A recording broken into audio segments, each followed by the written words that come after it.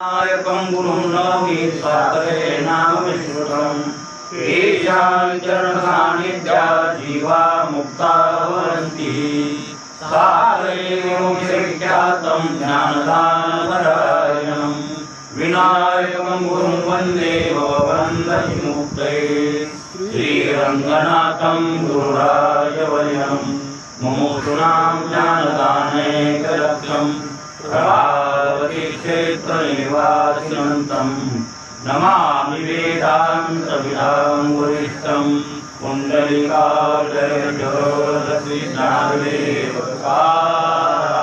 महारुद्र की जय, गोपाल कृष्ण भगवान की जय, ज्ञानेश्वर महाराज की जय, पंढरीनाथ भगवान की जय, जगद्गुरु तुकाराम महाराज की जय।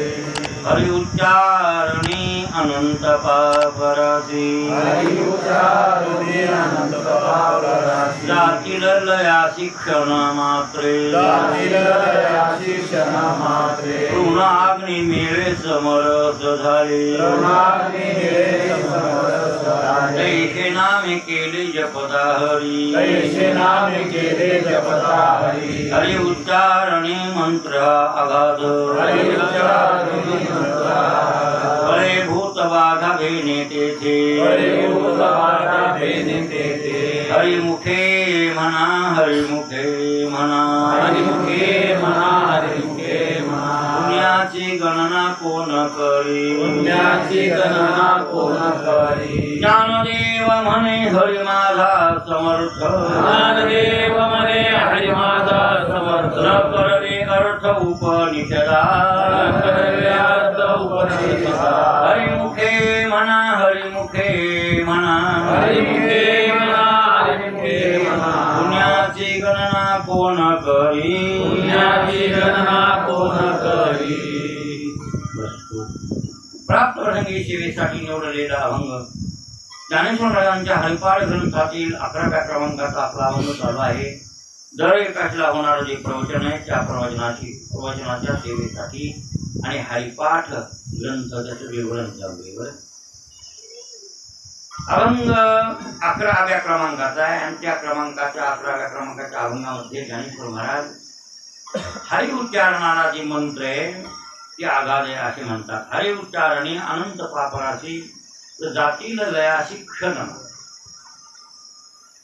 हरी अशा नावाचा उच्चार केल्यावर किती कोट्यवधी पाप असू द्या, अनंत या शब्दाचा अर्थ आहे अगण्य, म्हणजे गणित नाही त्या पापाचं। एवढे पाप एखाद्या माणसाकडे जरी असले तरी तेवढेही पाप हरि उच्चारणानं राहत नाही। कितीही पाप असू द्या, पाप, उपपाप, महापाप, काय पाप असतील त्या 3 टप्प्यातच लाखो करोडो अब्जावधी पाप आहे।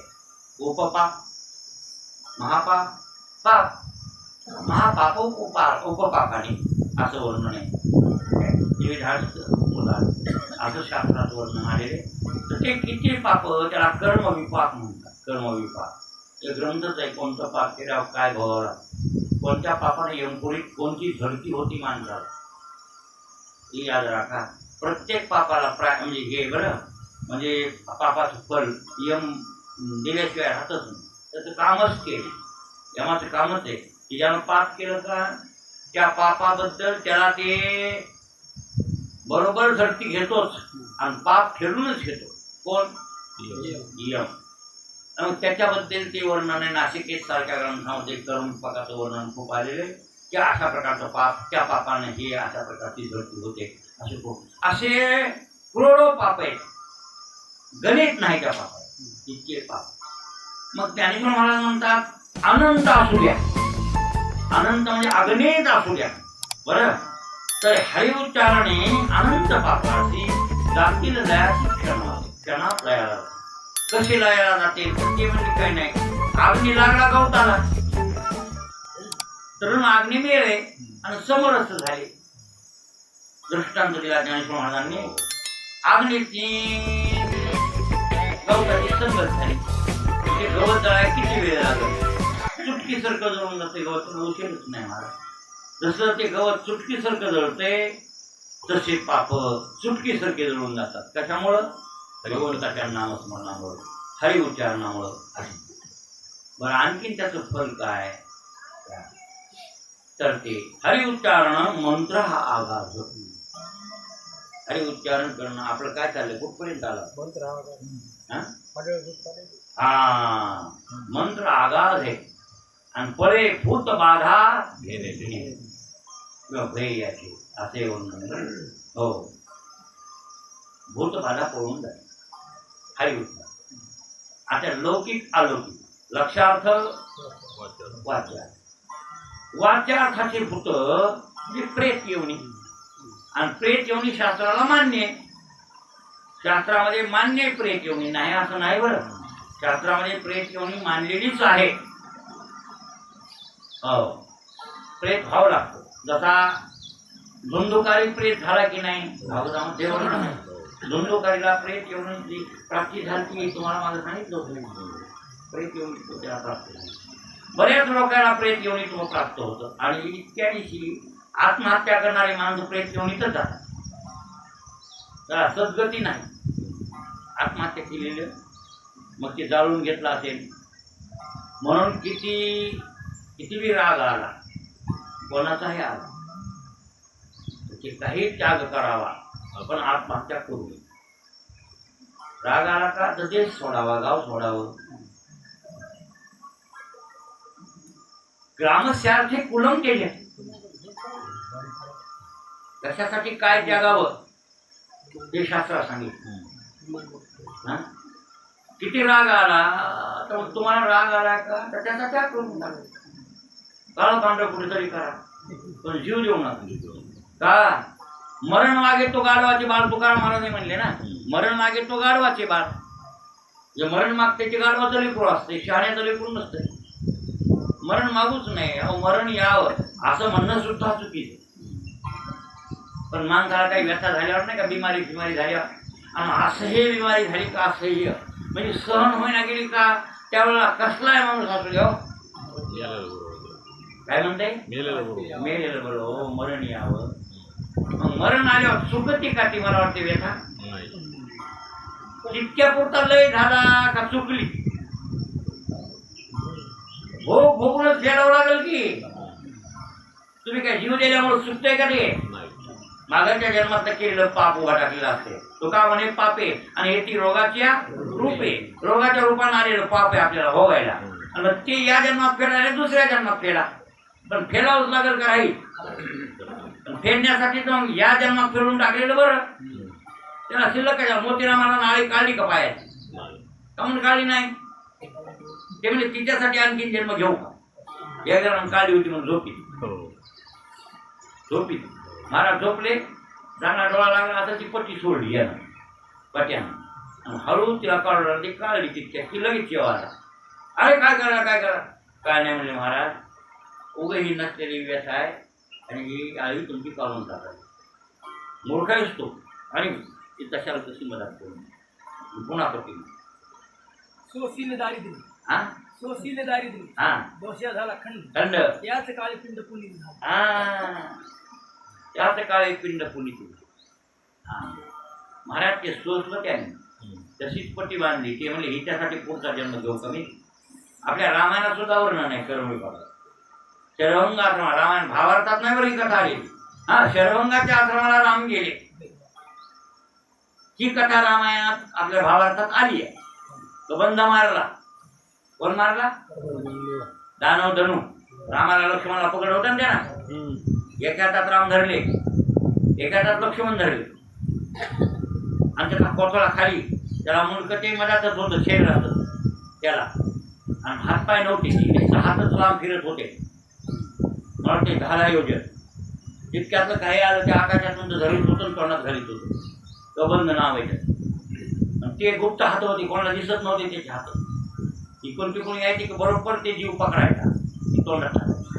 एका जागेवर बसले तर कुठे जातच नव्हतं, त्याला जाताच येत नव्हतं. ते धनु आहे, दानव आहे ते, आणि ब्रह्मशापान त्याची अवस्था त्याची झाली होती. आणि मग त्यानं ते खायचे जीवन.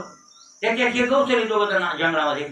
सीता नव्हती बरं का, सीता चोरून नेण्याची गोष्ट आहे. सीता चोरून नेल्याच्यानंतर आणि मला वाटतं किसकिंधेच्या प्रांतात जवळजवळ गेल्यावर, हे कर्नाटक प्रांतात जवळजवळ गेल्यावर हे घडलं. रामाला एका हातात धरलं, लक्ष्मणला एका हातात. राम एक हात दिसले राम, कोणाला दिसत नाहीत पण त्यांनी ओळखलं. लक्ष्मणा, आपल्याला ह्या दानवानं कबंधानं धरले. कबंध म्हणजे बिन हातापायाचा बरं का मोदळा, त्यानं धरले. आता त्याच्यात जेवढं सामर्थ्य असेल त्यानं आपापली सुटका करून घ्यावी, दुसऱ्याची वाट बघायची नाही. लक्ष्मणला म्हण, लक्ष्मण मी तसेच होते त्याला लगेच खटकन तलवार काढली. लक्ष्मणाने काढली, रामाने काढली आणि खटकून त्याचा हात पडला. ते नाही तोडला, एक हाताने ये नाही, दोघांना दोन हात तोडले. उद्धरला, दानव उद्धरला. त्याला विमान न्यायला तिथपर्यंत त्याचा शाप होता ना. विमानात बसून रामाची स्तुती केली. भगवान, बरं झालं मला तुम्ही मुक्त केलं. अरे तुम्ही हात माझी ओळखली याचा अर्थ तुम्ही अवतारी केलं, नाही तर माझे हातच कोणाला दिसत नाही. आजपर्यंत कोणाला दिसले नाही, तुम्ही ते हात ओळखले, तोडले माझ्या आणि मला माझा उद्धार केला. इथपर्यंत मला शाप होता की रामाच्या हातानं तो हात तोडले जातील, त्यावेळेला तुझा उद्धार होईल, तू पूर्ववत केली आणि येशील कुठं स्वर्गाला. म्हणून आता मी तुम्हाला नमस्कार करून चाललो. मग त्यांनी सगळी कथा सांगितली, कशामुळे शाप झाला होतो रामाला, ते सगळं सांगितलंय. पण असो, मग ते म्हणला पुढे शरवंग ऋषी वाट बघायले. त्यांच्या आश्रमाला तुम्ही जा, त्यांना भेट द्या आणले. ते महाराज वाट बघायचे. राम गेले शरवंगाला, तिथून शरवंगाला. आता इतकं वर्णन ह्या भावार्थात आहे, पण त्याला संसार दुखणं होतं, बिमारी होती, हे बिमारीचं वर्णन आपल्या भावार्थात नाही आलं. त्याला शरवंगाला बिमारी होती आणि ती बिमारी कोणती? चौसार. चौसार म्हणजे कळलं का? थंडी, ताप, मलेरिया. म्हणजे इंग्रजीत नाव आहे काय? मलेरिया कुठलं नाव? मलेरिया नाव. चौसार म्हणतात मराठी भाषेत. येऊ थंडी, ताप, ते त्याला बिमारी होती. कोणाला? शरवंगाला. आणि त्यांना कळालं होतं, दानव सांगितलं त्याला की राम येणार तुझ्या आश्रमाला. ते वाटत पाहला तर ते म्हणलं आता राम येणार म्हटल्यावर आपली बिमारी बिलकुल टायमाला येते की घेऊ, आणि टायमाला ही येणार. आणि नेमकं राम त्याच शिवाच्या टायमात जर आले ना, ते टाइम टू टाइम येते बरं काय घेऊ. म्हणलं अनुभव का? हा नाही तुम्हाला आलं का? मला आलं, मला झालता मलेरिया. काय मलेरिया झालता बरोबर 4ला म्हणजे 4 मिनिटभर इकडे तिकडे होत नाही साहेब. मला माहित होतं, हा सांगितलं होतं. मी बाईला म्हणायचं, बाई ही येते आता लगीला उठून येतो. हे बघा लगीला ढोराच्या वाड्यात जाऊन येऊ तसं आलं, घराला येऊ करतो. कितीतरी पांघरून टाकली तरी मी ते उडल्याशिवाय मलेरिया म्हणतो अशी बिमारी.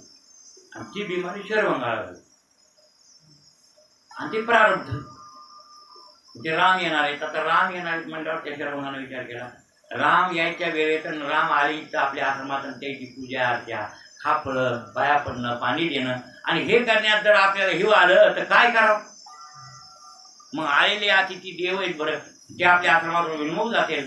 म्हणून आपण ही बिमारीचा देह जराशी काढून ठेवावं आणि महाराज आल्यावर पुन्हा आपलं आपण घ्यावं, तर दिव्य देह धारण करावा बिन बिमारीचा, असं त्यांना वाटलं. आणि ते सामर्थ्य त्यांच्यात होतं. मग बिमारीवाला देह काढून ठेवला.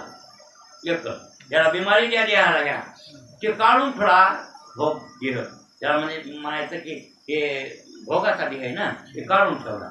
आणि दुसरा दिव्य देह धारण केला नवा, त्याला काही उघडं नाही घालणार. राम आले, पाणी दिलं, फळमुळं दिले,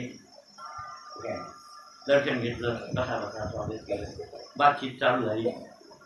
त्याला हे आलंच किंवा काय म्हणा इथं ते डालग्या खाली झाकून ठेवतं, झाकून ठेवलं ते मड.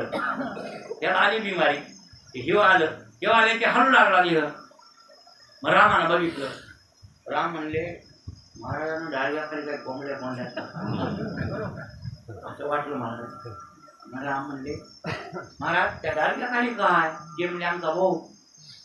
तुमचा भाऊ म्हणजे काय? अहो म्हणजे आम्हाला बिमारी आहे, संसार दुखणे होते. आणि तिथे आले म्हणजे त्याला आलं म्हणजे मेळ मला कळणं म्हणजे बोलल्या ते म्हणजे रामा तुम्ही येणार आहेत आश्रमाला म्हणून ते देवण्या काढून ठेवलं. तुमची पूजा अर्चा करण्याची मीटिंग जर आले मग येतच होतो म्हणजे आता काय मला ते म्हणजे आणि म्हणजे असं जर आल्यावर कसं तुम्हाला बोलणं झालं तुम्हाला म्हणून मी जरा शिकेचे बदललाय काढून ठेवलाय आणि तुमच्या सेवेसाठी दुसरा देह धारण केला तात्पुरता आहे की आपला नाही लोकांचं शरीर आहे आपल्याला घ्यायचे तुम्ही घ्यायला. म्हणजे ज्या महाराजाला देह बदला येते त्याने भोग टाळला का टाळला नाही. रामाला सांगितलं रामा हे भोग जर मी टाळला असता तर पुन्हा हे भोग घेण्यासाठी मला जन्म घ्यावा लागला. त्याच्यासाठी एवढा या जन्मात भोगून केलाय. बस झालं तुम्ही आलेत आता.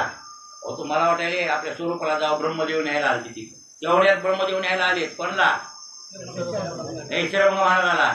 हा इंद्रचंद्र तर येऊन गेलते ते म्हणे मला यायचं नाही जा तिकडे बोंबलं. इंद्र न्यायला आलता विमान घेऊन मागत नाही म्हणे मला यायचं मला रामदर्शन करायचं राम येणार त्या जंगलात आणि रामाला भेटल्याशिवाय मला यायचं नाही तुमचे तुम्ही जाऊ आपण. कोण्या लोकांना येणं त्यावर कोणताही लोक माग म्हणून लागले त्याचं तेवढं तप होतं कोणाचं दरभंगाचं. जे तुम्हाला लोक पाहिजे का ते लोक तुम्हाला देतो तुम्ही चलावरी ते कोणताच लोक पसंत पडणं गेला कोणला दरभंगाला. शेवटी राम आलते त्या दिवशी ब्रह्मदेव आले आणि राम म्हणले बी म्हणजे ब्रह्मदेव इथं कशाला आलता ते म्हणे तुम्हाला हरा दिसला म्हणजे तुम्ही आंतरदृष्टीनं जाणता तुम्ही ज्ञाते कळलं. राम देव आहे नाही तर ब्रह्मदेवासारखे इंद्रचंद्रासारखे आलेले दिसत नाहीत ना. त्यांचे पाय सुद्धा टेकत नाही जमिनीवर त्याचा रस सुद्धा जमिनीवर टेकत नाही. ते आलेले देव लोक दिसत नाही इतरांना फक्त ज्याला भेटायचे त्या टप्प्याला त्यालाच दिसते. मग ब्रह्मदेव आलेले रामानं ओळखले म्हणजे तुम्हाला ब्रह्म हो म्हणले महाराज मला ब्रह्मदेव न्यायला आलते त्यांना दोन गोष्टी बोललो मला रामाचं दर्शन घेतल्याशिवाय मला यायचं नाही म्हणून ते वापस पिटविले. ब्रह्मदेवाला वापस पिटविलं तुमच्या दर्शनासाठी राहिलं. तुमच्या दर्शनाचं पुण्य सत्य लोकांपेक्षा श्रेष्ठ ते मला माहीत होतं म्हणून मी थांबलो महाराज रामा त्याच्यासाठी. आता मी काय करतो माझा देहधरण करतो योगाने आणि मी ब्रह्मस्वरूपात इतका अधिकार आहे महाराज तरी पण भोगाला टाळलं नाही.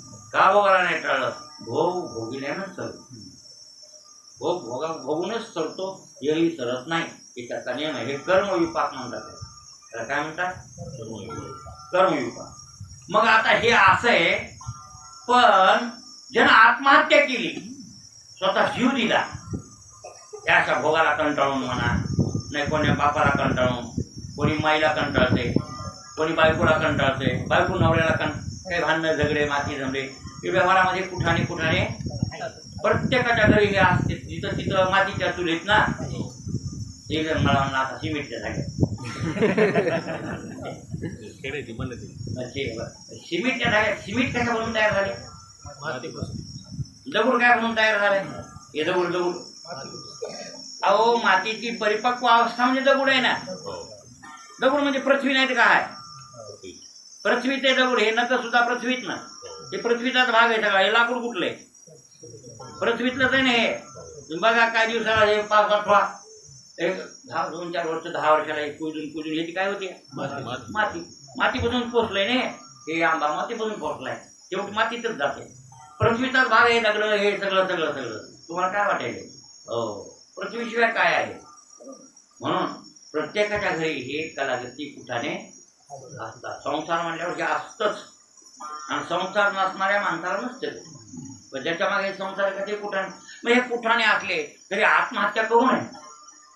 किती बी राग आला तर जाऊ तिकडे डोंगराव तुकाराम भांडाऱ्या डोंगराव पंढरपूरला विना घ्यायला आळंदीच्या मंदिरात माऊलीच्या विना घ्यायला नाही बद्रीनारायणला जावं तिकडं तपश्चर्या करायला हिमालयात हरिद्वारला जावं संन्यास घ्यायला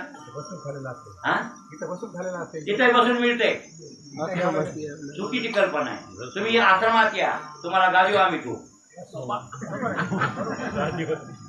काय शक्य साहेब हे म्हणायला हे तिकडे बेजार होतात तुम्ही ह्याच्यापेक्षा विना घेणं काय पाव किलो लय मग अवघड काय किलो भर विना नाही पाव किलो नाही किलो भर नातं घेते तिकडे हा तिकडं फक्त बेजार व्हावं लागते पण तुमची आवड बेजार करते तुम्हाला इकडे काहीच काम नसू द्या ना.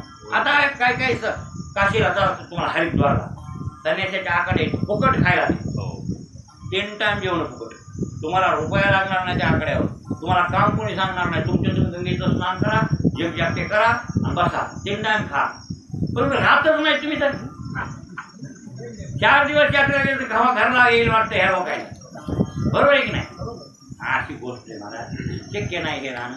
मग मला काय म्हणायचे, राग आला तर असं करा पण आत्महत्या करू नका. आत्महत्या केल्यावर त्याला प्रायश्चित शास्त्रात नाही. काय म्हणले भागवतामध्ये एकनाथ महाराज, कोटी गोहत्या ब्रह्महत्यांशी प्रायश्चित्त आहे शास्त्रार्थीशी, पण आत्महत्या येणाराशी प्रायश्चित्त कशी असेल? कोट्यवधी गायी मारल्या, ब्राह्मण मारले, त्याला प्रायश्चित्त, पण आत्महत्या करणारा जीव देणाऱ्या माणसाला कुठं शास्त्रात प्रायश्चित्त सांगितलं? आणि मग असे माणसं प्रेत घेऊन जातात आणि कोणला तरी ते त्रास केल्याशिवाय राहत नाही. ज्या निमित्तानं मेले त्या निमित्तानं ते काहीतरी कोणाला तरी त्रास देतात. कळलं? म्हणून पतीच्या बरं काय विषयभोगासाठी जर पतिव्रता जर त्या पतीबरोबर सहगमन करील, तिला सुद्धा प्रेत येऊन एक हाडूळ व्हावला. काय म्हणले राम त्या तारेला, रामायणामध्ये तारेला म्हणले, तू पती कोणाला म्हणतीस सांग. देहाला पती म्हणत असलीस तर देह तुझ्या समोर आहे, आणि जीवाला पती म्हणत असलीस तर ते जीव तुला दिसला बी नाही गेलेला आणि आलेलाही दिसला नाही. जीव येतही नाही, जातही नाही. जीव म्हणजे जीवात्मा. जीव म्हणजे जीवात्मा. बरं हा, बुद्धी, मन, अहंकार हे जातेले येते, पण ज्याला म्हणते जीव चैतन्य, ते चैतन्य जात येत नाही. चैतन्याला जाणं घेणं संभवनीय नाही. आता हे रामानं तिथं प्रवृत्तीशास्त्र खोल केलं, तिला निवृत्तीशास्त्र सांगितलं. कोणाला? तारेला. आणि तिथं म्हणले, ज्या तू म्हणतीस की ज्या बाणानं वाळी मारला त्याच बाणानं मला मारा आणि माझ्या पतीबरोबर मला जाऊ द्या. त्या विषयाच्या वासनेनं तू जाशील तर प्रेतभूत होशील आणि पुन्हा विषयाची भोग लोकायला मागशील. विषयाची भोग मागतील म्हणजे कळलं का? कोणाला लागते ते हाडूळ आणि मग विषयाचा भोग मागशील म्हणले. हां, पतिव्रता ती आहे की निष्काम पतीची सेवा करावी आणि आपण सेवा करून काय सहगमन करावं. ती पतिव्रता काय अल्लग असतो. आणि विषयाच्या इच्छेनं मला काय आता जगून करायचंय, मी एवढी नाही तर नाही, नवरात मेला, मला विषय नाही असं म्हणून जर मेली तर कोणत्या योनीला गेली? प्रेत योनी. आणि ते प्रेतभूत झाली तर झाली हाडूळ झाली. आपल्या भाषेत त्याला काय म्हणतात, गावडाळ भाषेत हाडूळ म्हणजे विषयाचा भोग मागते ते हाडूळ. अशी जी काही भूत आहेत ते भूत राम नामानं किंवा हरिनामानं पळून जातात. बरे भूत बाधा हो, भूत बाधा पळून. आणि हे आपल्याला भक्तिविजयामध्ये सांगितलेलं आहे बी. तुळशीदास महाराजांच्या संबंधामध्ये हे विषय आलेले आहे ना. तुळशीदासजी महाराजांचं गाव आहे. खरं तर त्यांचं गाव आहे बघा बांधवगडाजवळ. बांधवगड. आता तुम्ही आलेच नाही यात्रेला त्या मार्गे, मला काय छत्तरपूर म्हणतो. शिवाजी महाराजांच्या इतिहासात छत्रसाल नावाचा बुंदेला होता. बुंदेला इतिहास कोणी वाचलाय का? हे साहेब वाचलेला पहिला, आता काय लक्षात अहो, दिलेर खाना संघ, दिलेर खान बरोबर आहे ना. आणि मिर्झा राजे आले होते दक्षिण भारतात शिवाजी महाराजांनी. काय त्यावेळेला त्यांच्या तंबूत ते आलता कोण? छत्रसाल. ते बुदेलखंडातला राजा होता पहिला, त्याचा बाप. बुदेलखंड म्हणजे कळलं का? अहो, आपण गेलतोच ना राम टेकून. कोणता मार्ग लागला आपल्याला? पुन्हा ग्वाल्हेर नाही, ग्वाल्हेर नाही लागला. राम टेकून मार्ग कोणता लागला? चित्रकूटला गेले. मग कोण्या मार्गे हे बोला? एवढं कुठं लक्षात गाडी आपल्या बांधवगडच्या मार्गे लागला. इथून लागला होता. आपण उज्जैनहून गेलो का? उज्जैनहून तेव्हा लागला बांधवगड. अरे उज्जैनहूनच जावं लागते ना याला.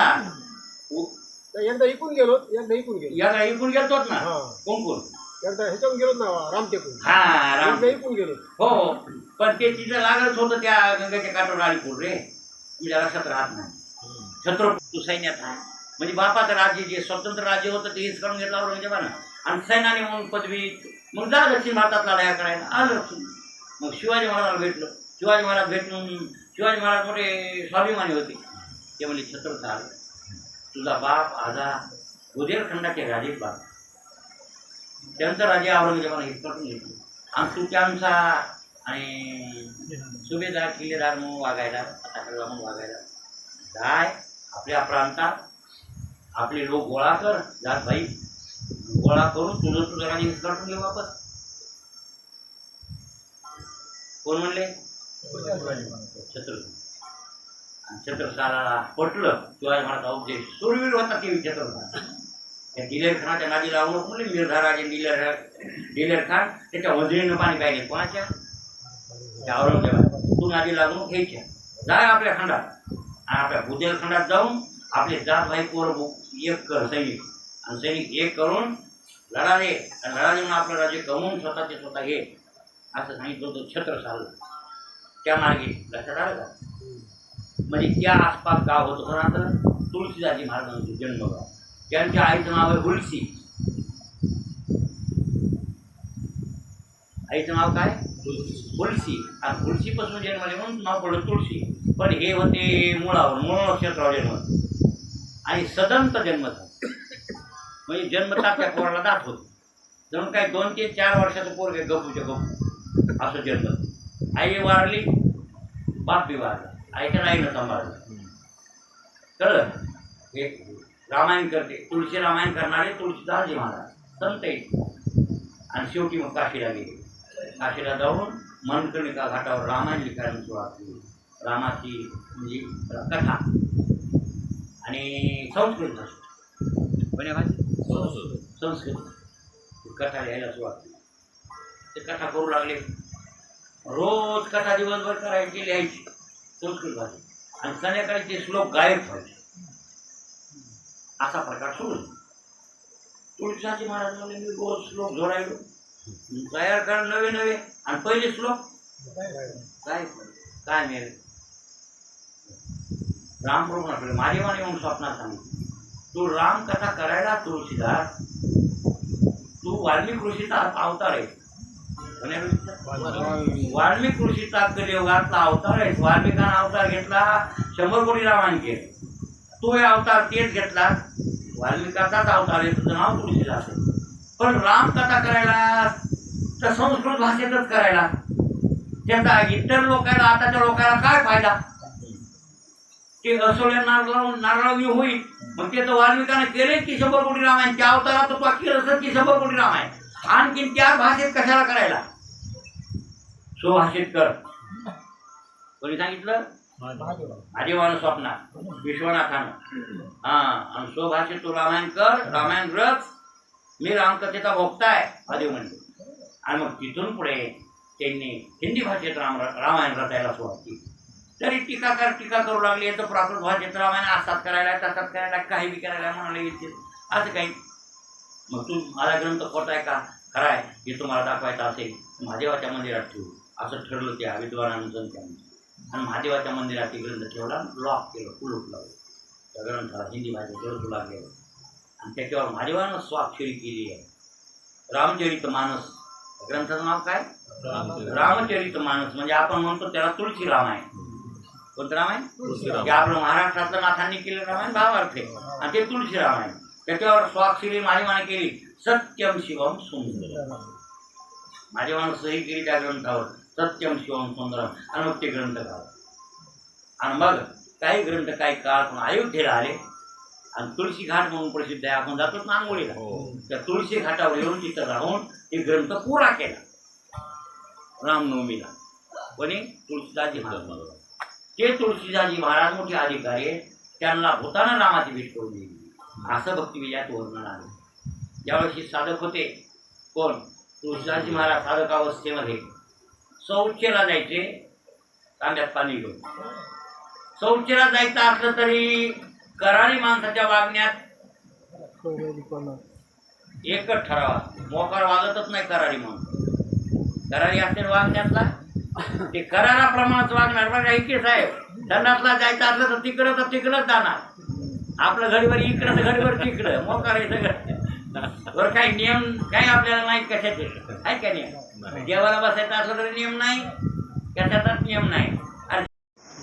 आपलंच आपल्याला असं असलं पाहिजे. पोती ऐकायची, पोतीला सुद्धा आपलं असं असलं पाहिजे, असं नियम आहेत शास्त्राचे. हो. जागा सुद्धा 30 असंच झाली. पण ते लोक ती असं सांगितलं आम्ही कीर्तन करायला की मग ते मागून येऊन ती जागा भांडण्याचं भांडणं कटीत. तसं नाही जमत. तुमची जागा तुम्हाला पाहिजे तर तुम्ही आधी येऊन बसा. हा अरे साधनेतला नियम सांगायलो. साधना करताना नियमानं वागलं तर काहीतरी फल प्राप्त झाल्याशिवाय नियम असावा. तुळशीदासजी महाराज संडासला जायचे तरी नियमानं तिकडच जायचे आणि संडासचं पाणी उरलेलं त्याच झाडावर टाकायचं. बघा येता येता पाणी त्या झाडावर टाकायचे, घरला यायचे. रोज पाणी त्या झाडावर टाकायचं. त्या झाडावर भूत होतं. पाणी टाकल्यामुळं पाणी त्या प्यायला मिळालं. पडला एरवी भूताला पाणी प्यायला चांगलं मिळत नाही ना. चांगलं पाणी नदीचं वाहतं प्यायला, हिरीचं जाऊन प्यायला, कुठं नळाचं प्यायला, त्या टाकीतलं प्यायला त्याला अधिकार नाही. बरं का म्हणताल तुम्ही? चांगलं कसं पिता येईल त्या मूर्खाला? ती पापी आहे ना, त्याला नाही पिता येत ते चांगलं पाणी. मग ते नासकं धुसकं लगे केलेलं वेदाळातलं असं खराब खराब आणि हे नाहीतच पाणी त्याला जाग्यावर म्हणून रोज पाजलं. उरलेलं पाणी सहज टाकलं. त्याला काही ध्यानी म्हणे नाही इथं होत आहे म्हणून. पण ते रोज पाणी टाकल्यामुळं ते एक दिवशी प्रसन्न निघालो व्हायच्या झाडातून.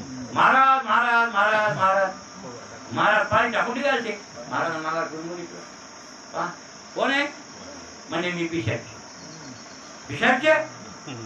मला काय म्हणतो? काय नाही म्हणजे तुम्हाला काय उपकार झाला तुमचा आम्हाला? मी पिशाचे. पिशाचे म्हणजे भूत. या झाडात नेहमी राहतोय, माझे ते कर्म भोगतोय, माझं केलेलं पाप. नाविलाज आहे, मला इथं राहावं लागतंय. 6 महिने पाणी मिळत नव्हतं आणि तुम्ही मला रोज पाणी पाजलं तिथं झाडात टाकून. ते पाणी मी पिलं म्हणून तुमचा माझ्यावर उपकार झाला. मी तुम्हाला प्रसन्न झालोय. काय मागायचे ते मागा. भूत म्हणलं.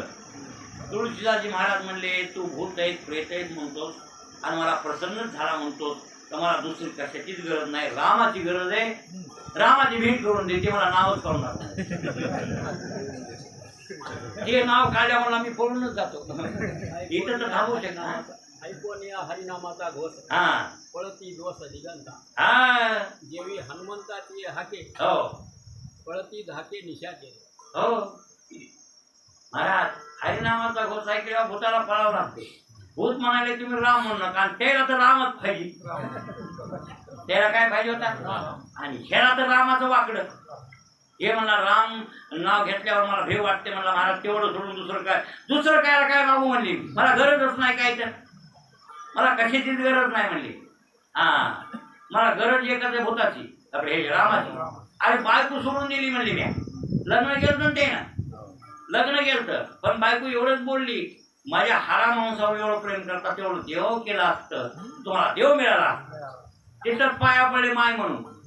म्हणला मायला गेलते ना सरपळा त्यातून धरून. सरपळा धरून माडी चढले होते. मड्या बसून तिथून आलते आणि ती म्हणजे कशा आला तर ते म्हणला मला नाव राधाच्या नावाच केले. तिने विचार केला सरपळा धरून आला हे मला माया नादानं. मी इतका बायकोचा नादी होता कोण? तुळशीदासजी महाराज. आणि तिनं अशी बोलली ती उपहासानं. ती म्हणली काय हो मी माहेरात आहे. 4 दिवस माहेरात बसले तुम्हाला जाऊन पडला नाही. तुम्ही रात्रीच्या मड्यावर बसून येणार, कुठं सरपळा धरून येणार. मरायचं माणूस नाही अशा वागण्यानं. इतकं हाडा माणूस प्रेम असते का? हो एवढं देवा प्रेम केलं तर देव मिळाला असं म्हणतो. ती गुरुच भेटली पण त्याचा खटकून उजेड पडला महाराज. मग खटकून उजेड पडला. पाया पडले माते तुम्हाला उपदेश केला चांगली गोष्ट आहे. इथून पुढे मी देवाचीच प्राप्ती करीन. तू आता माझी आई, मी तुझं देव. मला गुरु सांगितले असे म्हणले. तिथून जे गेले ते भक्तीलाच लागले. मला वाटतं एवढं झटकून कसं काय हे लागतं या लोकांनी. आपल्या तर कुठं आणले तरी निघणं होत नाही. आपल्या काय बोलत नाही एवढं बोलल्यावर कसं स्वस्तात तुम्ही.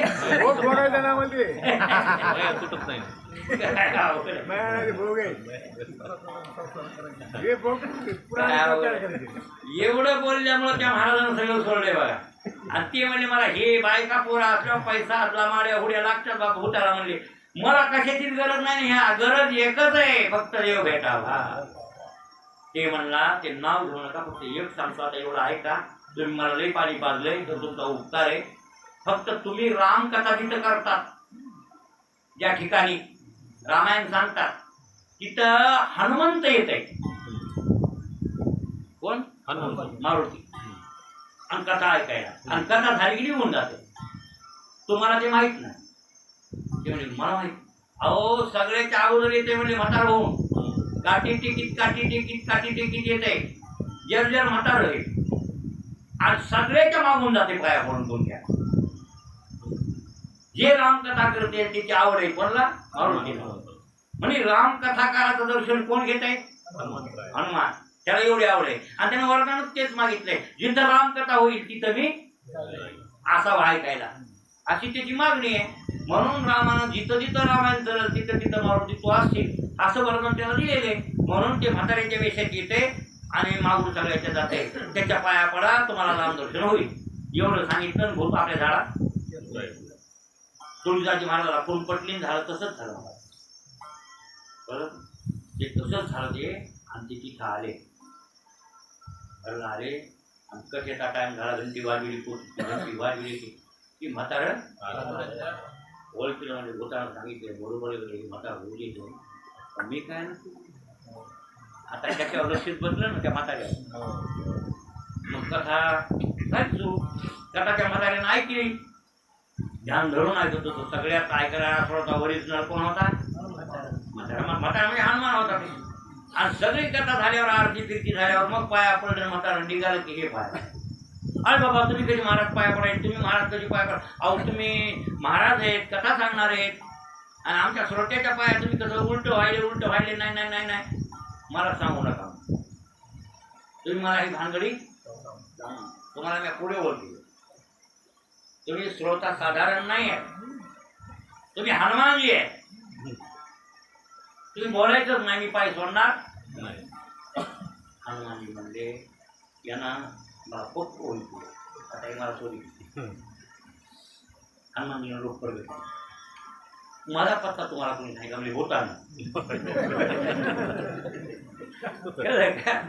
मारुतीला भूतान नाही, मग भूतानं सांगितलं बा समारे म्हणजे तुम्हाला भूतान सांगितलं. काय इच्छा आहे? काय नाही. तुमच्या नाम बघलं, तुमच्या नाम हातात आहे. मला त्या रामाचं दर्शन करून दुसरं काहीच पाहिजे. मी तुम्हाला काय मागत हरकत नाही. म्हणजे तू चित्रकूटाला घे. चित्रकूटाला आल्यावर महोत्सवाला तिथं तुला रामदर्शन घेऊन आणि गेले. कोण गेले? तुळशीदास चित्रकूटावर आपलं चित्रकूट पाहिजे तिथं. मग ते कधी कधी यात्रा होती तिथं. मस्त त्या घाटावर राम लक्ष्मण घोड्यावर बसून आले. मारुतीने सांगितलं रामाला काही करा, तुमचा कथाकार आहे, तुमचं गुणवर्णन करते, त्या तुळशीला सगळ्या दर्शन घ्या. एवढा उपकार करा. म्हणजे पाय सोडे नाही. आणि मी ह्याची कथा रोज ऐकतोय, की मला कथा ऐकू घालते, त्याच्यासाठी मी याला दर्शन घ्या. राम हनुमंतराच्या वचनात आहे आणि देवपणाच्या वचनात असते संतांच्या. हो. मग राम म्हणले मी भेट देतो जरूर तुळशी. महाराज आले घोड्यावर. राम आणि लक्ष्मण राजकुमार झाले. टपा टपा टपा टपा घोडा. बाबाजी बोलू लागले त्याला पुढचा झाला हिंदी भाषेत.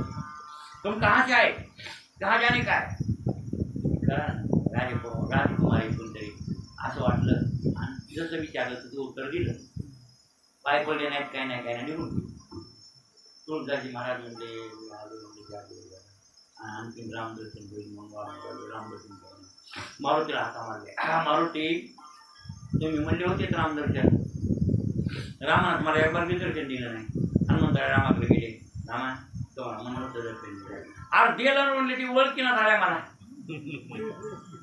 मी त्याला दर्शन दिलं पण मला ओळखी नाही. ते कसा ओळखेन साधारण माणसाला तुमचा वेश तसं कोण का सांगितलं. तुळजाजी महाराजांना कोणी हनुमंतराय बाबा तू एक कर. राम राजकुमाराच्या वेशात आले घोड्यावर. राम आणि लक्ष्मण दोघे तू त्यांना ओळख करून. आताही लक्षात ठेव, कोण्या वेशात राम येईल तुला दर्शन देईल, फक्त तू ओळख पकड. जरा ध्यान धर. तुळजाजी महाराज म्हणले ठीक आहे, मी गाफील राहिलो, मला राम लक्ष्मण आले वाटलं नाही, राजकुमार आले वाटलं, म्हणून मी भेटलो नाही. महाराज पुन्हा आणखीन आले, बटूचा वेश धारण करून राम लक्ष्मण दोन पोरं. आणि तुळजाजी महाराज आंघोळ करून देवपूजा करू लागली. चित्रकूटाला मंदाकिनीचं स्नान, मंदाकिनी आहे ना ती मुसंडा, त्या मुसंड्याला आंघोळ करून आपलं पोती पुढे ठेवली, रामायण आपलं, आणि गंधगोळी उघडू लागली. गंधगोळी उघडू लागली, गंधगोळी उघडू जाऊ जाते दोन पोरा. आणि म्हणले बाबाजी हमारे को तिलक लागा ते. तुळजाजी महाराजांना ओळखले हे रामच असं. महाराज असा टिळा घेतला, त्यांना लावला, म्हणला रामाला लक्ष्मण असं वर्णन. तुळशी काय वर्णन आहे. चित्रकूट के घाट पर भय संतन की भीड़, तुलसीदास चंदन घिसे तिलक करे रघुबीर. असं तो आहे बरं. चित्रकूट के घाट पर भय संतन की भीड़, म्हणजे चित्रकूटाच्या घाटावर संतांची गर्दी झाली. भीड म्हणजे भीड, भीड म्हणजे गर्दी, खूप गर्दी झाली म्हणले. आणि तुळशीदास चंदन घिसे, म्हणजे तुळशीदास महाराज चंदन घासू लागले कपाळाला लावाय हातावर. तिलक करे रघुबीर, हिंदी भाषा आहे बरं. ते त्यांना तिळा लावला तुळशीदास. मला काय म्हणायचंय, भूताच्या भेटीमुळं त्यांना रामदर्शन झालं, पण राम नामाचं वर्णन घेत काय केल्यावर भूत पळू लागलं की नाही. हे लौकिकातले भूत बरं काय. लौकिकातले भूत पळतील जातील, यात काय विशेष नाही महाराज. यात काय विशेष, भूत लागलेलं भूत पळून नाही राहणार. आणि झालेलं आहे असं. दुसरी कथा आलेली संबंधबाध्या होता एका जणाला. संबंधबाध्या म्हणजे कळला का, कुठं तरी काहीतरी संबंध आलेला असतो त्या भूताशी, आणि त्याचं ते संबंधबाध्या झालेलं असतो, तर ते भगवंताच्या नावाने गेलेलं आहे असं वर्णन आपल्या आणखीन ग्रंथात आलेलं. म्हणजे असे जे काही पिशाचे जे भूत आहेत ना, हे भगवंताच्या नामस्मरणामुळं पळून जातात. एवढ्यानं अर्थ झाला असं मी म्हणत नाही. खरे भूत आहेत पंचमहाभूत. किती? पृथ्वी, आग, तेज, वायू आणि आकाश. आणि हे आपल्याला लागलेले आहेत. हे 5 भूत आपल्याला लागलेले. आणि 5 भूत लागले म्हणून तर हे देह प्रिय वाटायला, नाही तर हे देह मया करायसारखा काय आहे, याची एवढी आवड करायसारखा काय देह आहे आपल्याला. याच्यात आहे काय चांगलं. देहाचं वर्णन पाहतो. देहाचं वर्णन जर तुम्ही पाहिलं ना, हाय काय, हा देह नाशिवंत, मळमूत्राचा बांधा वैकेच आहे. कसा आहे देह? नाशका, मळमूत्राचा, वरी चर्म घातले रे, कर्म कीटकांचा सांधा, रव रव दुर्गंधी रे, अमंगल चित्ता बांधा, आणि स्मरेच्या हरिहारा खेळणं जाईल तू गोविंदा. मदाचा शिकवायली पोराला. फक्त मधात काय सगळा गू, मूत, रक्त, लेस मशी मूळ, पण काय लाल चिपड, आणि वरून कातड झाकले. बरोबर आहे ना. वरून कातड झाकल्यामुळे जरा बरं वाटायले, पण मधात काय येणारच आहे का काय. आणि कोणी निर्माण केलाय देह? पंचमहाभूतानं. बरोबर आहे. देहे 5 झाले. बोला पुढे. कर्माचे गुणी गुंतले, हव तसे चाके सुधले जन्म. हे 5 झाले मुळ. हा, आणि याला जीव प्रकृती. ही जीव प्रकृती. पंचमहाभूताची बाधा प्रत्येकाला झालेली. प्रत्येक आपल्यालाच नाही, एक किडा मुंगी दीक सगळ्याला देह मिळालाय का? पंचभौतिकच आहे सगळ्यांचा देह. इथून तिथून कोणाचा ब्रह्मदेवाचा असू द्या, नवे ईश्वर महादेव आहे, त्याचा देह पंचभौतिक आहे. लक्षात आलं की नाही. साक्षात मायेचा परिणाम मानलाय अवतारिक पुरुषांचा देह. एवढंच म्हणजे रामप्रभू कृष्ण परमात्मा यांचा देह जे दाव्यानं मानल्या जात नाही आहे, असं काही जे वर्णन ग्रंथ आहे ना, येते की कृष्णाच्या देहाला दाव्यानं मानित होती यशोदा मैया. कराट आहे ना, मानल्या गेला का कृष्ण? नाही, कमीच पडायची. बरं काय, 2 बोट तदपि द्वे अंगुळम नेऊन न, तरी पण 2 बोट कमी. बरं काय, 2 बोट तदपि द्वय अंगुलम न्यूनम, तर तरी पण 2 बोटं कमी. मग सांगा ती एवढे दाव्यात बांधायली, कृष्णाचा देह मानला गेला नाही. मग शास्त्रकारांना वर्णन केले किंवा तसं नाही, रामाचा कृष्णाचा देह पंचभूताचा नाही, हे साक्षात मायेचा, म्हणजे मायेचा आहे परिणाम, माया कार्याचा नाही, मायेचा परिणाम. लक्षात आलं की नाही? असं त्यांचं म्हणणं आहे शास्त्रकार. म्हणून त्यांचा देह बांधलेला. आता उदाहरणार्थ राम शरबंधनात बांधले गेले, पण खरे बांधले होते का खोटे बांधले होते? ते खोटे होते. शरबंधनात राम खोटे होते, खरे बांधलेले नव्हते. इंद्र का वरदानाला मान दिला आणि म्हणून शरबंधनात बांधून घेतल्यास किंवा सोम केलं असं गृहीत झालं. म्हणजे या अवतारिक राम प्रभू कृष्ण परमात्मा इत्यादी साक्षात मायेचा परिणाम असेल. पण आपला देह इतर तुमच्या आमच्यासारख्या जीवाचा माया कार्य आहे की नाही? माया कार्य पंचमहाभूत आहे आणि त्यापासून जर जन्मलेला आहे देह, असं वर्णन मला वाटतं अनेक ग्रंथात, वेदांत ग्रंथात आलेले. त्यापैकी भगवद्गीता पाहणं, लांबला ग्रंथ पाहण्यापेक्षा भगवद्गीता वाटतंय. भूमिरापो नरो वायू खम मनो बुद्धिरेवच अहंकारी मे भिन्ना प्रकृतिरष्टता. कितवा अध्याय? 7वां. मानिकाचं बरोबर आहे. मानिका ह्यानं वाचते काय? भूमीर आपो, भूमी म्हणजे पृथ्वी, आपो भूमीर आपो अनलो अनवायू खम भूमीर आपो बरोबर आहे. अनलो अग्नी, अनल म्हणजे कोण? अग्नी. वायू खम म्हणजे आकाश. बुद्धी रेवच अहंकार इति मे भिन्ना प्रकृतिरष्टता. किती प्रकृती झाली? 8 झाली. साहेब हे साहेब लक्षात ठेवा. पृथ्वी, आप, तेज, वायू, आकाश ही झाली भूत 5 आणि त्याच्यात हे 3 मिसळले. कोणतं? बुद्धी, काय अहंकार आणि मन. हे 3 आणि ते 5. या 8ची साम्यावस्था ते माझी परम प्रकृती पार्थ आणि ते नाम व्यवस्था जीव आहे. त्याला जीव म्हणायचं. अर्जुना 7व्या जीव सांगू लागले. असे हे महाभूत प्रत्येकाला. आणि ह्या शरीरामध्ये ते प्रत्येक भूताचा असा भाग आहे की स्वतःचा अर्धा भाग आणि दुसऱ्या 4 भूताचे 4 भाग. जरा वेदांत बरं लोकांना मग असं अवघड विषय लागला की मग झोपी येते.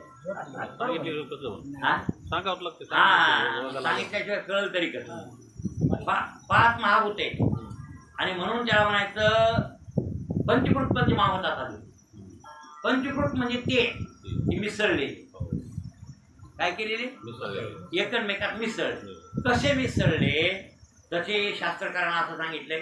ते म्हणले एक अष्टमांश दुसऱ्या भूताचा भाग. तो भाग एक अष्टमांश. आता एक गृहीत धरा. एक भूत आहे पृथ्वी, तिचा अर्धा भाग आपल्याकडे. आता राहिला अर्ध्याचे 4 तुकडे पृथ्वीचे. ते वाऱ्यात मिसळा 1 तुकडा, अग्नीत मिसळा 1 तुकडा, पाण्यात मिसळा 1 तुकडा आणि आकाशात मिसळा 1 तुकडा.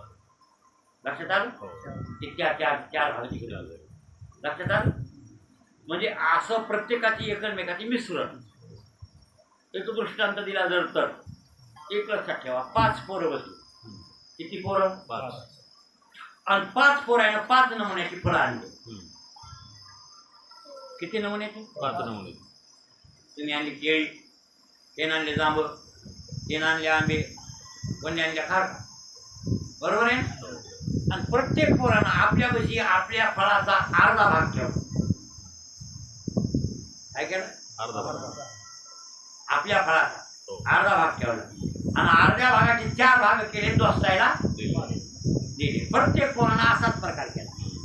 त्यानं खारका अर्ध्या ठुल्या आणि अर्ध्या चौघाला त्यानं केलं. अर्ध्या आपल्याकडे ठुले, अर्ध्या चौघाला कळलं कसं झालं आता हे या फळाचे काय झालं आता मिश्रण झालं का नाही आता खायला झालं की नाही मग आपला एक अर्धा भाग आपल्या फळाचा आणि दुसऱ्याचे कोर कोर कोर कोर कोरच्या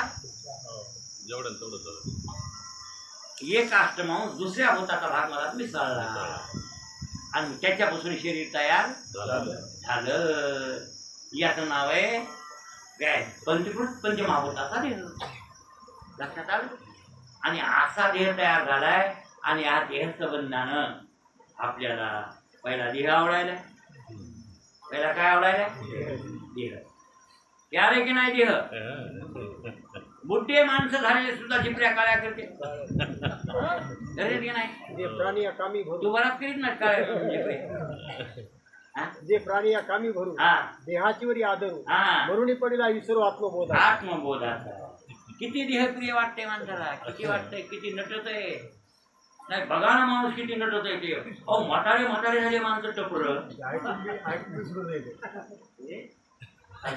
काय उपयोग आहे यांचं देहाचं तालात नाही तुटलं यायचं ऐकून ऐकून तरी काय फायदा आणि किती कीर्तन ऐकले किती कोणत्या केलं फायदा काय काहीच होत नाही फायदा मला देहाचा तालात मी तुटलं पाहिजे आणि ह्या मड्याचं तादात मी तुटल्याशिवाय तुम्हाला खरा परमार्थ कळाला असं म्हणताच येत नाही हे आपलं नाही हे नासकत नासकत आपण पंचमहाभूताच आहे आपण ह्याच्याहून वेगळे आपला आणि याचा अर्थार्थी काही संबंध नाही उगाच संबंध पडलाय कर्मधर्मानं ते आयला पहिला ते संबंध कर्मधर्मानं तेवढा भोगायचा आहे आणि ज्या दिवशी आपले सगळे कर्म संपत्ती त्या दिवशी ऑटोमॅटिक येताना आपला संबंध तुटणार आहे पण ते कर्म संबंध तोडण्याचा प्रयत्न करा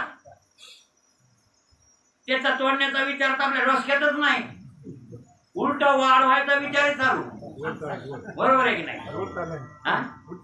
पुढची जोड चालू आहे काय सांगावं तुम्हाला काय नाही कुठं नवस करते आणि किती नवस करते ते काय सांगायचे चालूच आहे लोकांचं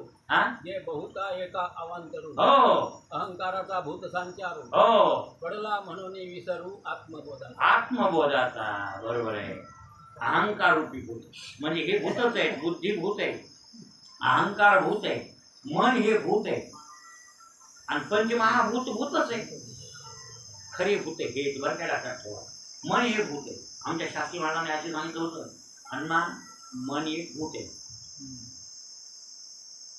काय हे मन जर रिकामं राहिलं तर त्या सांभाळणाऱ्या माणसाचा घात घेतल्याशिवाय घातच घेते ह्या मनाला आवरण बघून तर याची सांगितले अर्जुना या मनाला आवरण नाही ते मन कैसे केवणे पाहो म्हणून तरी न सापडे तेरवी हातावया थोकडे त्रिलोकी या बरोबर आहे चंचल भीमा कृष्ण प्रमाथी बलो दृढ तस्याहम निग्रह म्हणणे वायुरी वसुदुष्क असं म्हणून मग ते मन भूते मनाला काम लाव मनाला काय असू द्या हो मी म्हणतो वाही मनाला माणसं कुंकट कुंकट फिरल्यापेक्षा जे माणसं संसारात म्हणा काय शेतात म्हणा लावते ती तरी बरी चर्चा होऊन काही दुसरंच करणारी माणसं येतो काहीच धंदा करणारी माणसं येतो ओके पण सगळ्यापेक्षा खरं खरं त्याला मलखांबावर चालू ते मलखांब देवा म्हणता लावा देवा ते म्हणले शास्त्री महाराज दृष्टांत दिलेला पंढरनाथ शास्त्री कवा हे 50 वर्षापूर्वी 45 वर्ष होऊन गेल्या गोष्ट म्हणजे अभ्यासाच्या काळात गोष्ट ते म्हणले एकदा राहूच प्रसन्न झाला तुळशीदास महाराज कसं झालं तसं आलो ते म्हणला काय काम सांगायचे ते सांग मी तुमचं काम करायला तयार मी तुम्हाला प्रसन्न ते म्हणजे मला प्रसन्न आला असतो मात्र म्हणजे काम सांगायचं रिकामं राहिलं की मी तुम्हाला गेल्याशिवाय राहणार नाही आणि तुमचं आमचं बोलणं म्हणजे तुम्हाला मी खाऊन टाकणार कामं काही सांगत ते करणार रिकामं राहिलं तुम्हाला खाऊन टाकणार त्याला हे जर हाऊ पिऊ नव्हता त्याला वाटलं त्यामध्ये देवत येते याला बेजार करायचा आवतावर ह्याच्यावर खिचित राहायचं काय राहिले का म्हणतात बांध पिया टाकलं वळही आणि काम आपले लाख पडलेले याला कसं रिकामं राहू देईल मी असं मनात आलं ते मला झालं म्हणलं हरकत नाही तो काम करायचं मी तुला काम सांगायचं. महाराज त्याला काम पोपट जेवारी बात करू सांगा दुसरं काम. ती दुसरं काम सांगायचं तो ते काम झालं की ह्याच्या मला धसकी झाली बाबा. आता हे काय म्हणले आता काय करा अवघड झालं की हो. हा काम सांगायचं की बात करू सर करायले दुसरं काम सांगा म्हणायले. काय करायला पाहिजे हेच वाळलं ना. जेवण करू सर फुरसून नाही. जेवण करू सर आलं काम करून सांगा मला काम. आता सांगा कसं मांगाल धसकी बसली नाही हो. हुशार माणूस होता एक जण. ते म्हणला मला भूत प्रसन्न झाले म्हणला. मी ओंगल ठरव म्हणला 2 दिवस झालं म्हणला. हे अभिमान काहीच नाही धसकीच लागली म्हणला. ते मला म्हणले की रिकाम राहील तुला खातो. आणि मी तर काम खाय सांगायला मला ते काम खराबर करून टाकायचे. काय करू तुम्हाला मला कळत ना. आता ते वाचत नाही म्हणलं. ते म्हणला तुला ते दुसरं काम सांग तर तुला पूर्ण मेल मलखांब राहून पटकून मी ऐक म्हणलं. ते कामाला गेले तो लगेच मलखांब तासला सुतारातून पटकून ते लगेच रावला पोर. काय करायचं म्हणलं तुला काय करायचं ते आलं ना. आता काय काम आहे काय म्हणायचं वरी करा खाली उतर हो ना वरी करा. वरी काही ते संपतच नाही तो. खाली करा वरी खाली वय ठीक आहे. वरी करा आणि खाली उतरा संपत आहे. तसा मलखांब मग मी लावला नाही ठोकला नाही. हे येणार म्हणते एक दिवशी आलाय मला गैरवर करून म्हणायला महाराज तुम्ही उन्हात एवढं बेजार पाहिजे. लोक म्हणाले की महाराज एवढं काऊन बेजार होत असते. त्याच्यापेक्षा महाराजांना उगं शांत बसले असते आणि कुटाणाच केला नसता बनतात उगं कथा कीर्तन करीत आपण इथं बसले असते. मॅम मग तिथं नव्हतं का आवडलं मुद्दाम तुम्हाला काम रावलं बरं काम झालं गावात तुम्हाला. हा गावात काम झालं ते असते झाले त्याला पण म्हणजे त्याला नाही ते. पण हे खांब रावला की भूत कुठं जाते सदावरी उतरा खाली तिकडे तेच करणार होतं ना. हे जरी नाही मानलं तर पोराची वाडी तरी बांधितच होतं. भूत बुनात बसतोय भाई माझ्यावर बसायले का तारसा टाकायचं नाही की तिथं पाणी घालायले तारसा नाही म्हणले ना. तिसरा पारचं पाणी मायात ना फुटलं म्हणले बाई म्हणले काय काम कर 2-4 पोर येत 2-4 घडी हाताखाली येतं तरी पाणी कोणा मागे तारसाचं सकाळी सकाळी राहणार सांगा आता कसं करावं या भूताला. भूत बघितल्याशिवाय महाराज करमत भूत लागले त्याला. अहो ते तसंच आहे म्हणजे मनरूपी भूत आहे. हे काही ना काही उकडल्याशिवाय काहीतरी कुठाने करतं. मग त्याला असा मलखांबावर लावून दिलं की चढा उतरा चढा उतरा चढा उतरा बरोबर आहे. अरे बाबा हे मन भूतच आहे. अहंकार हे भूत आहे. बुद्धी ही भूत आहे. हे भूत आहे सगळे आपल्याला. आणि त्याच्यात पण ती महाभूत आहे शरीर घेऊन मागे लागले. नाहे दोहे क्या भया नाहे दोहे क्या भया मन का मैला न जाए मीन सदा जल में रहे धुए मगर बास न जाए. हो मनाचा मन विकत नाही. किती मासा धुतला तर त्याचा वास निघत. मन लय अवघडे मन बारगळे असे हे भूत आपल्याला पाठीमागे लागलेले आहेत. म्हणून त्या अभंगात वर्णन नाही काय आ बा बाबा बायको मोठी आणि घेतले मुसळ ती बायको माया अविद्या हे देहरूपी काय मुसळ काय आणि पाठीमाग लागली. एके ठिकाणी या देहाला उखळ म्हणले आणि मनाला मुसळ म्हणजे बरं. देहे उकळ मन हे मुसळ आणि कांडिले तांदूळ वेगळे खाते असं एके ठिकाणी वर्णन. मग हे असं मुसळ घेऊन पाठीमागे लागली. मुसळ म्हणजे भूत आणि भूत म्हणजे मुसळ.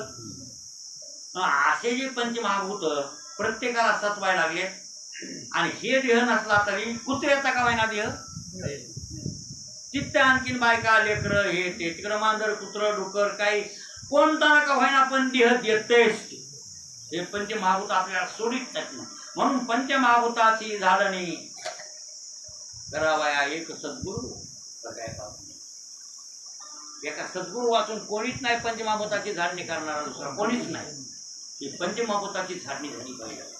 हो आणि ती झाडणी झाली काम मग देह धारण करण्याचं आपल्याला कामच पडणार. जन्मही नाही त्याबरोबर मृत्यू नाही, जन्म संपला मरण. अशा प्रकारचे हे शरीर प्रत्येकाला मिळाले आणि पंचभौतिक आहे. आणि शरीराच्या संगतीमध्ये महाराज सुख पाहता जवा पाडे, सुख पाहता जवा पाडे, गवात असतात जवा, गवात गवात अशा असतात जवा बघा. आपल्या ह्याला लागतात ना पिन जावेला, हा दहाव्या दिवशी जाव्याला लागतात त्या जवा. लहान सुख तेवढे आणि डोंगरा एवढं दुःख आहे की नाही प्रत्येकाला. प्रत्येक भोगून आपण तिथंच आहेत का नाही अजून. सगळे दुःखाचाच बाजार आहे महाराज. सुख कुठेच नाही, सुख नाही कोठे आली. मग संत एवढे सांग आले तरी आपल्या डोक्यात प्रकाशच पडणार ना. सुखच नाही इथं हो, सगळं हे दुःखच आहे महाराज. ते आमचे शास्त्री महाराजांनी एक दृष्टांत सांगितला होता. ते म्हणले किती सुख आहे संसारात. ते म्हणले जवा पाडे सुख एवढंच एवढं, डोंगरा एवढं दुःख. ते सांगताना ते म्हणले एका माणसाच्या पाठीमाग वाघ लागला. काय लागला? वाघ लागला पाठीमाग पळाले पळत आता कुठे जाऊ बाबा, किती पळावं हे तुम्हाला मारते. तेवढ्याची एक हिर होती आणि हिरीवर एक झाड होतं आणि गळफाटा होता. महाराज त्याला फटकूच्या गळफाट्यावर धरलं मधात. म्हणजे वाघाला हिरीत मधात येता येत नाही, झाडावर चढता येत नाही. म्हणून गळफाट्याला जीव वाचविण्यासाठी त्याने गळफाट्याला पकडलं. फाट्या हातात आल्यावर त्याला होतं मवळ आणि ते मवळ उठलं. त्याचा कांदा फुटल्यावर त्याचा रस खाली ते मध गळायलाय. बरोबर आहे. आता माश्या त्याच्या चावायल्या, त्याला उठविल्यावर ते चावणार ना. ते मवळ माश्या चौकून चावायल्या आणि मध वरून पडायला हाताला कोपरा आणि हे चाटायला. खाली बघितलं तर नागोबा, हिरीत वाकून बघितलं खाली काय नागोबा, खाली नागोबा वरी वागोबा. आणि माश्या चावायल्या आणि मध चाटायला काय गोड लागायला. किती सुख आहे त्या माणसाला सांगा. इकडं वागोबा, तिकडं नागोबा, तिकडं माश्या चावायल्या आणि मध लई गोड आहे नाही का. तसं ठीक आहे, आपलं काम झालं. तसं माझं कसं आहे संसारच बरा म्हणतो. हा बरं तुमच्या वाणायला सगळे सारखे ते तिच्यावर उपटीत आहे. त्याच्यापेक्षा मी बरा हा नाही करायचं ते तर लय वेळा आहे हो महाराज. कोणी आपल्याला त्या भूताईनं होती कोणी हा. आणि भूत तरी का पाठीमाग लागले. कर्मधर्म संयोग. कोणता संयोग? कारण का तसे कर्म केले ना पाहिजे जन्मात आपण. त्या पद्धतीचे कर्म केले म्हणून तसं ते मिळालं आपल्याला. आता बी तुम्ही जे केलेलं पुण्य आहे एवढं खरं की पुण्य केलेलं वाया जात नाही. बैल टुकरं कुत्रं काही होऊ द्या, त्या जन्मात का होईना पण सुख मिळेल केलेलं पुण्यामुळं. कुत्रं होऊ द्या हो, पण चांगल्याच्या घरी कुत्रं झालं तरी बरं. बैल झाला चांगल्याच्या दावणीला चांगलं खायला मिळतं, काम कमी असतं, चोंबाळ ते 3 भाऱ्या मारत विष्णू सारखा. गेले बैल निग्राम घेत होता विष्णू. तिथे तांबडे बैल बघितले होते मला. 3 टाइम चोंबाळ बैल होते का खोपडेवर बेस्ट बैल होते बघा, लई तांबडे. नाही विष्णूचे बैल लई खरं चांगले. इथं आहे बघा आपल्या इथं गांगड्याची. हल्ला पण गांगड्या नाही काय ना 12 गांगड्याचे तांबडे बैल की नाही लय 8 बाज यायचे. तसेच होते एवढ्या लहानच मध्यम बैल होते पण लय भारी कामाला चांगले, दिसायला चांगले, शिंगोटी रंगरंगोटी सगळं. आणि एक हातलं ते मला नटायचा. ते म्हणा मला काही माहित नाही म्हणला, पण दुसऱ्याला येऊ देतच नाही म्हणला. पुढं लावायचे घराला गरज नाही, दारापुढे बांधतो मला. इथं माझा कोणीच येत नाही गावाला. आता बैल पुन्हा ह्याला गोंधळ वेगळी. मला माहित होतं मार्क कवा का मारेल त्याचा विश्वासच धरायचा नाही. मी म्हणलं होतं विष्णू तू जरी म्हणास मला मारित नाही तरी कधी मारेल सांगता येत नाही. जनावरचा काय विश्वास आहे. जरा हुशारीने राहिलं भाई हातात टिकून घेऊन. पण ती बिनवर राहत होता काय की ढकून एक दिली टाकली विकून पुन्हा. महाराज आता अशा मालकापाशी रोज वैरण टाकणारा चोमारणाऱ्या मालकापाशी बैलाला जन्म मिळाला चांगलं काय. काय मालक आज वैरण टाकली उद्याच घ्या वैरण. पाणी नाही 2-2 रोज. मग हे पापाचंच फळ आहे त्या बैलाचं, काय पापाचं.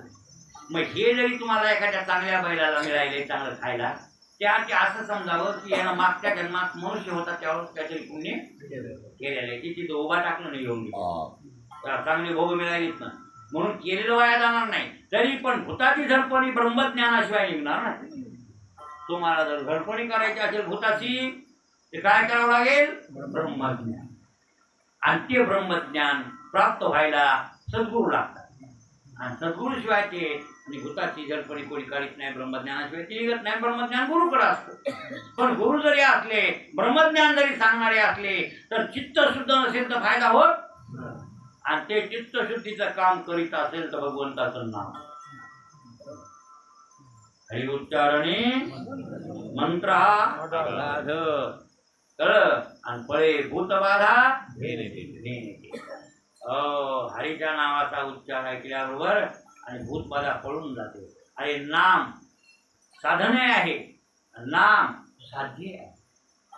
नाम नावीची ओळख करून घेतली की नाम नसून ते ज्ञानच आहे. नाम राहत नाही, मग काय होते? ते ज्ञान होते. केव्हा ज्ञान होते? ते नाम नावीची ओळख करून घेतल्या. आपण नाम नावीची ओळखच करून घेतली नाही तर मग काय फायदा होईल? नाम नावीची ओळख करून घ्यावी, भगवंताचं नाम घ्यावं. महाराज निश्चित उद्धार झाल्याशिवाय राहतच नाही. हो, बघा तुम्ही आपल्या रामायणामध्ये इतर सगळ्या ठिकाणी ग्रंथामध्ये पहा, राम कृष्ण यांच्या नामाची ओळख करून घेतली नामीची त्या भक्ताईनं. आणि नामीची ओळख करून घेतल्यामुळे त्यांचा उद्धार झाला. रामाला म्हणले ना, तू सर्वभूतीस तुला आम्ही ओळखतो. तू कसा आहे? सर्वभूता बरं काय, भूत अंतरात्मा आहे, तुला आम्ही ओळख. आणि असं ज्यांनी ओळखलं सर्वभूतामध्ये परमात्मा भरलेला आहे, हो तो व्यापक आहे परमात्मा. आणि असा परमात्मा व्यापक जाणून ज्यानं नामस्मरण घेतलं का, तर ते नाम नामीची ओळख करून घेतलेलं नाम निश्चित भूताची झडपडी काढल्याशिवाय ती पावर त्या नामात, भगवंताच्या नामात आहे. म्हणून हरि उच्चारण मंत्र हा आघाद आणि पळे भूतबाधा काय भेन येते. आपलं हे चरण संपलं असं आपण गृहीत धरू. आणि टाइम आता थोडा उरला आहे, त्याच्याबद्दल थोडासा परिहार द्यायचा आहे. आणि ते एवढ्या वेळ